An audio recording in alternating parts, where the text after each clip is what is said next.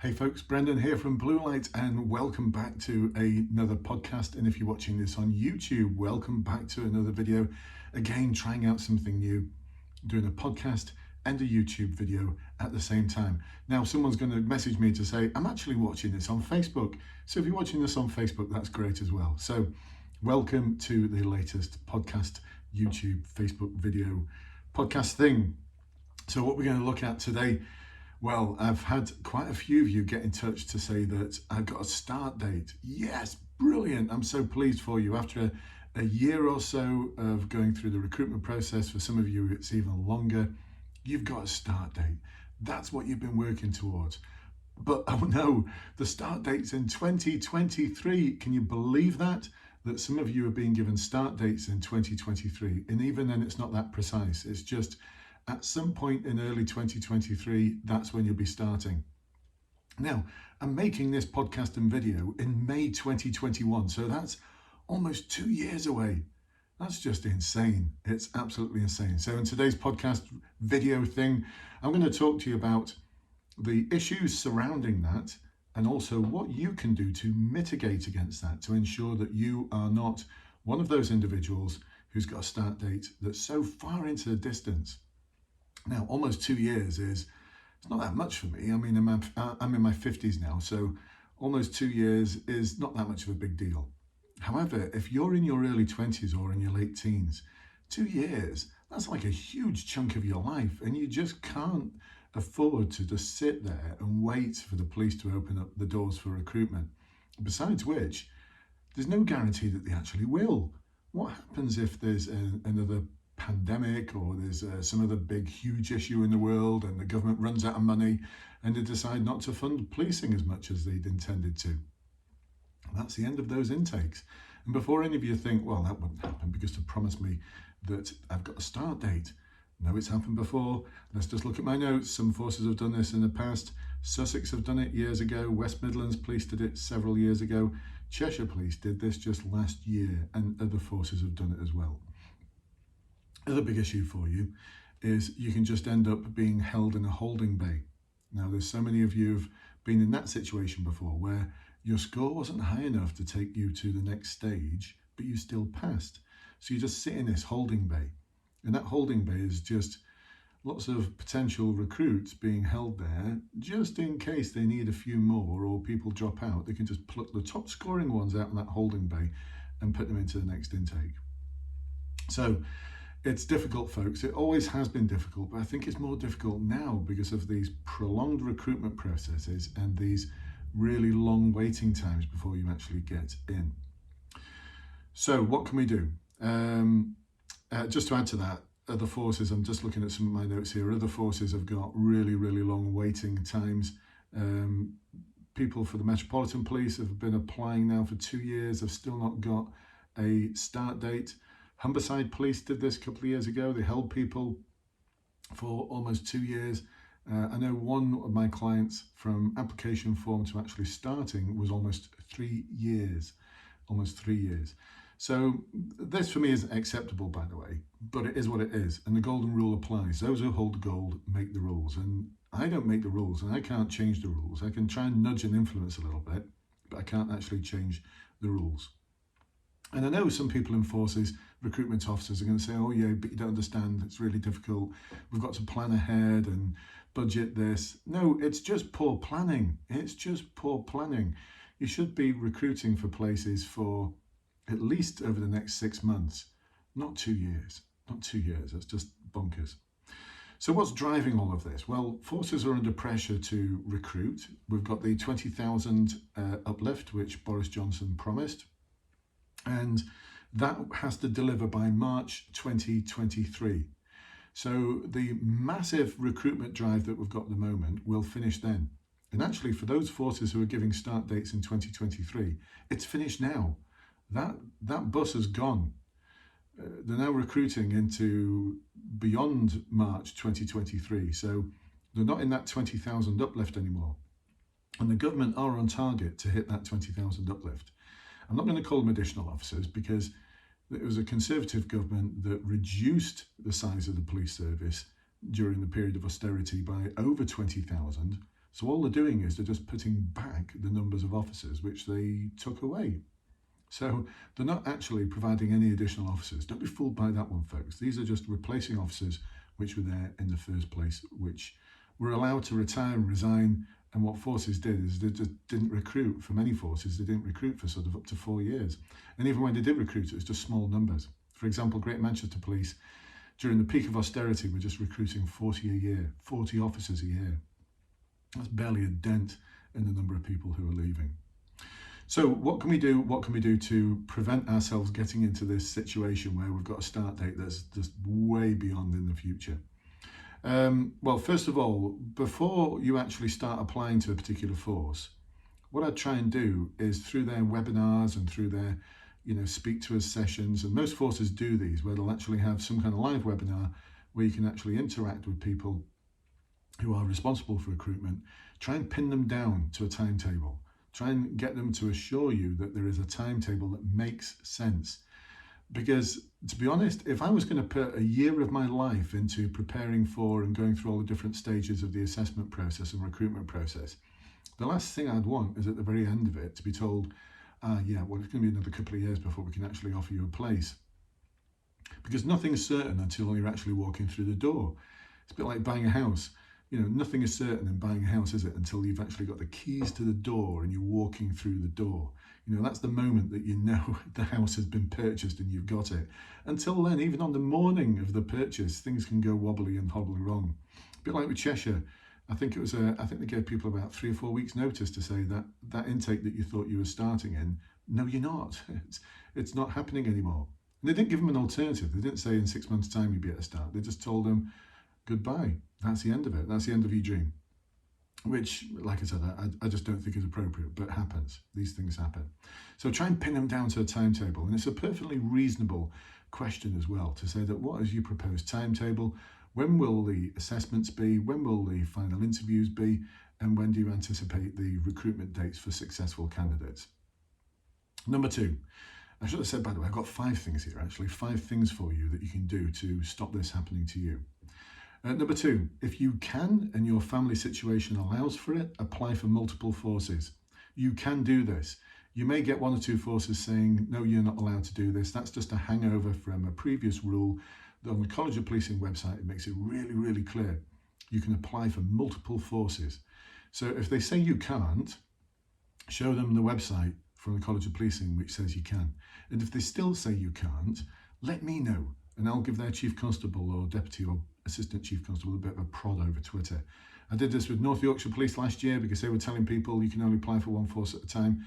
And I showed it to the Deputy Chief Constable, Phil Kane, who was gracious enough and really good enough to say, okay, we made a mistake. And within a day, that policy was changed and they enabled people to apply to multiple forces. So do that. You can only sit the online assessment centre, though, once in every 6 months. So you can only sit it once in every 6 months. That's the rule from the College of Policing. Why 6 months? I don't know. Why not 6 weeks? Why not 6 days? 6 months, it's such an arbitrary figure. I'm sure it has no actual basis in any form of research whatsoever. I think the idea is that you're meant to be able to reflect on your performance if you've failed. And then when you reapply again in 6 months' time, you'll have improved on your performance. But the thing is, the feedback's useless. It doesn't actually tell you anything. It just tells you that you've passed or failed. It doesn't actually give you any useful feedback whatsoever. And I think the other idea behind it from the College of Policing was that you would go and do a different assessment centre so that you're not doing the same one that you did before, because you could just remember what you did before, prepare for it better and make sure you ace it this time. So I think that's a very good idea that you'd go to a different form of assessment centre. It's still with the same model. If it was the online one, it'd still have the online interview, it'd still have the 2 stage 3s, it'd still have the situational judgment test, but it'd be different questions in it, different scenarios. But no, that doesn't happen either. The online assessment centre has been the same ever since it was introduced over a year ago. And in case any of you are thinking, well, I might change it now. No, they probably won't, because the Search Assessment Centre, which was there before the online assessment centre, this was the day 1 where you turned up to Brighton and Dunsmore or Up in, where was it, in Durham, there's a centre there as well, and down south in Reading there was a College of Policing centre. You go for a whole day-long assessment, but about 5 or 6 hours worth. Same role plays, same interview questions for about 6 years, I think, something like that, 6 years. So they don't actually change things that much. So apply, anyway, back to the point, apply for multiple police forces if you can. You could apply to up to 50, because there's up to 50 Home Office and non-Home Office forces in this country. When I say in this country, I mean United Kingdom. Actually, I think there's over 50. If you start including things like the Ports Police, there's over 50, which is just incredible. I don't think I know anyone who's applied to all 50. I do know people who've applied to several though.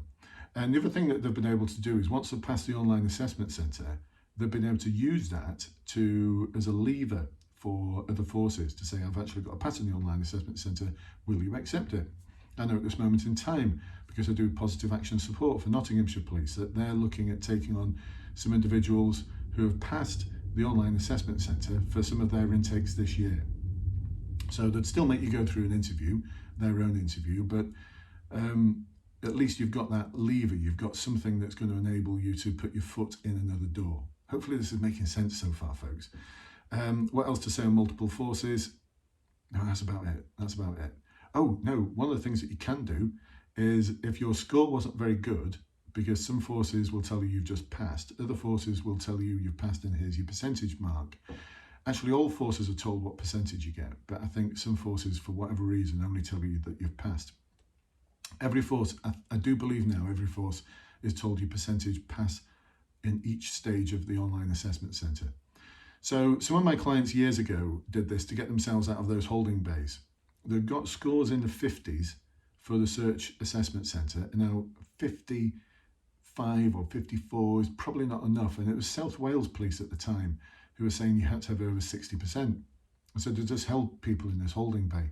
So quite a few of my clients applied to other forces so that they waited the 6 months, then applied to a different force, got a much higher mark, and then went back to South Wales Police to say, look, I've now got a pass which is 68% or 72% or whatever it might be.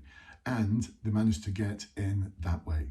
So, you know, you've got to get good at playing this game, folks. And it is a bit of a game. You just got to get good at knowing what the rules are. Fortunately, I know what the rules are. What else can you do to make sure, the third thing you can do to make sure you're not in this long holding bay problem. Now, quite a few people have had a proposed start date, but it's been put back because of issues around vetting, or they've not been able to find their educational qualifications, or something to do with their fitness, and they've had to start at a later date, or they're being told that you can't start in the date that you'd hoped to start on. So before you start your online assessment centre, before you start preparing for the interviews, make sure that you're good to go with things like vetting. What do I mean by that? Well, making sure that all of those people who are going to be references are aware that they're going to be references and are happy to be a reference, and are aware that when they do get some kind of notification asking for a reference, they reply to it promptly.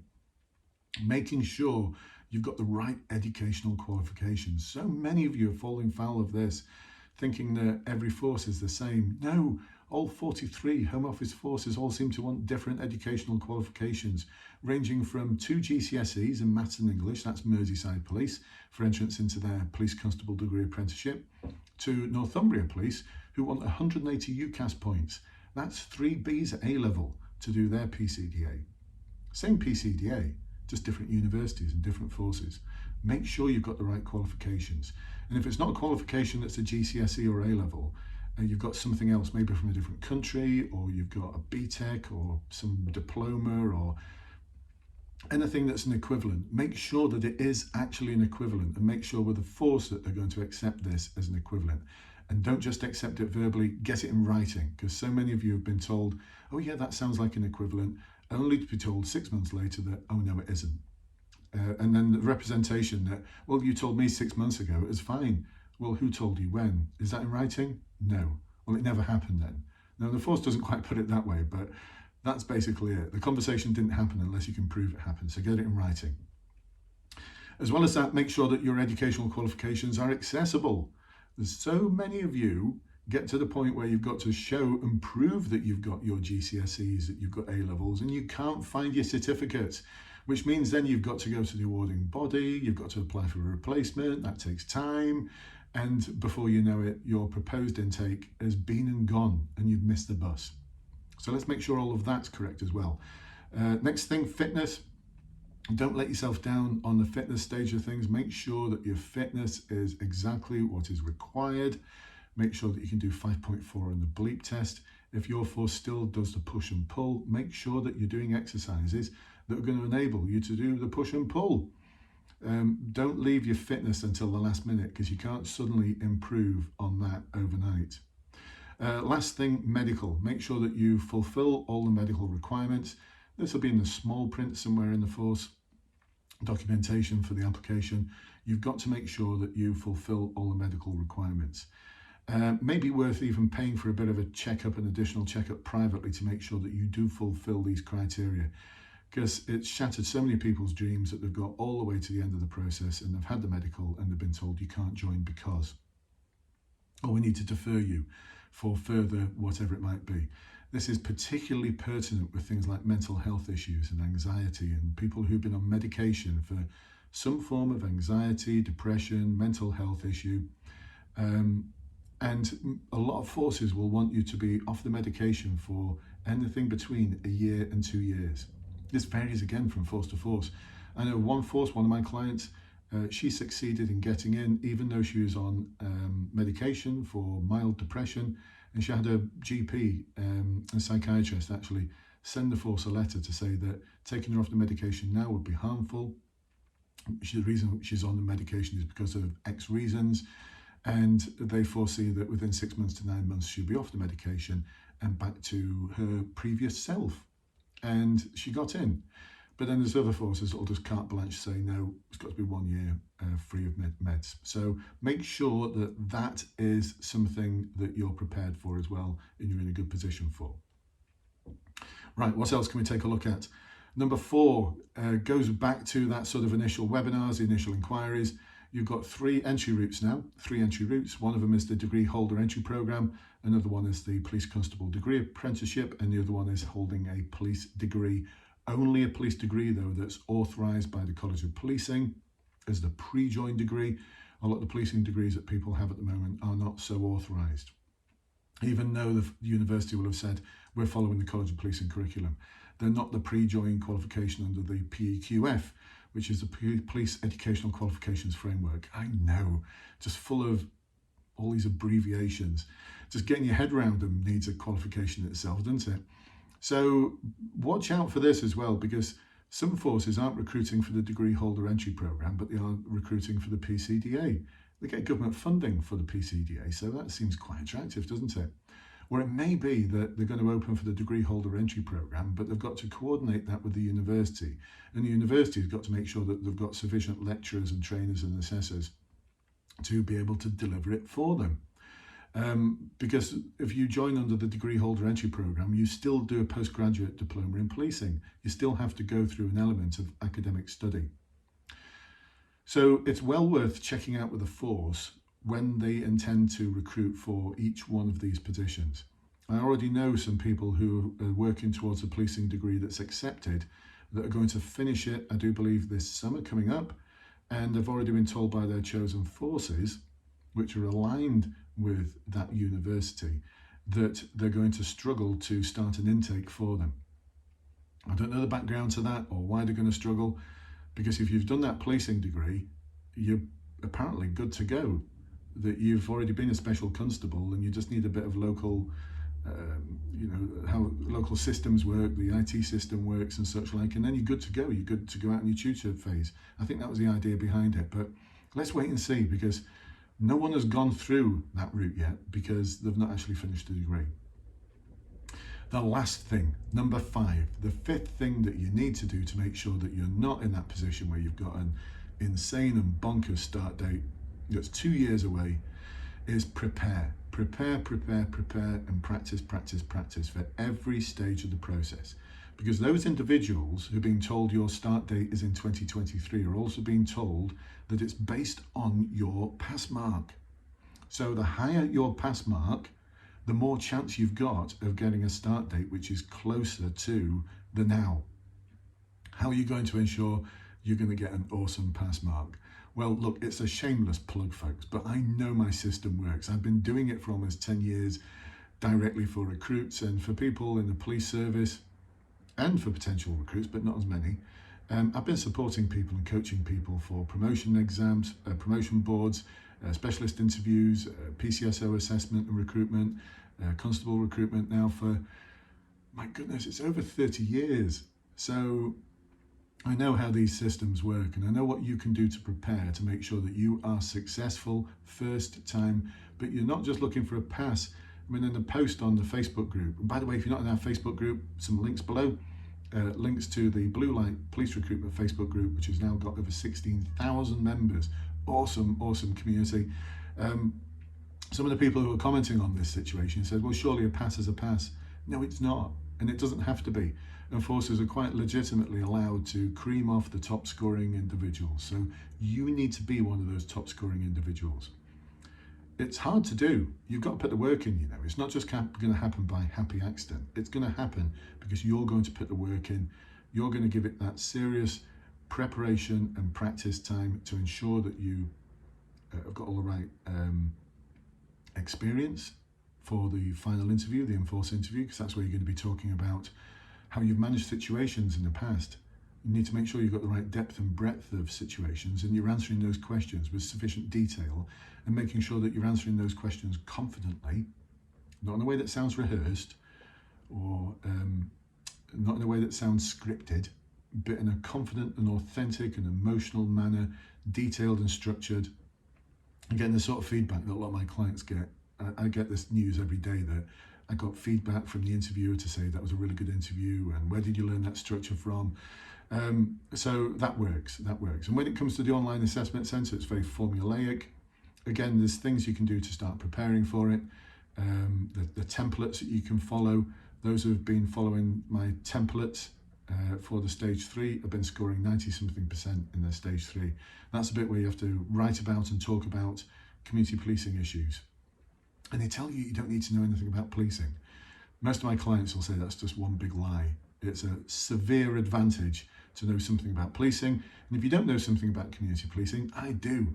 I've been involved in strategic and tactical community neighbourhood policing, community engagement, problem solving now for about 15 years. And I still do that work with police forces, despite the fact that I'm now retired. I still act as a consultant, not quite so much as I used to, but still doing it, still keeping my hand in. So this is my thing. I've spoken at conferences about community policing. I've worked with the European Union on improving community policing in Central and Eastern Europe. So it's my bag, it's my thing. So you can trust me. The templates I provide you with will enable you to score awesomely. So there you go, folks. That's what you need to do. Prepare and practice, prepare and practice, prepare and practice. Make this your magnificent obsession so that you're going to get the highest marks possible, which means that you're going to be on the earliest intake possible, because you need to guarantee that you're going to get one of those positions, because they are there to be grabbed hold of. And the last thing you want is to be put off for a year and then put off for 2 years, only to be told, actually, we've run out of money, or we're taking these people on instead because they've got much higher marks. It's brutal, but you're just going to have to get used to it and play the game, folks. So listen, folks, I hope that's been helpful for you. 2023 start date, my goodness. I really feel for those of you who've got that start date. For those of you in that position, actually, here's the 6th thing you can do. If you're already in that position, start exploring. If you can, start exploring other options, start exploring other forces. The person who's got the most options is always capable of making the best decisions. So I'm going to leave you with that, folks. Thanks very much for watching. And if you're listening to this on a podcast, thank you for listening to the podcast. I shall catch up with you next time. Bye-bye for now.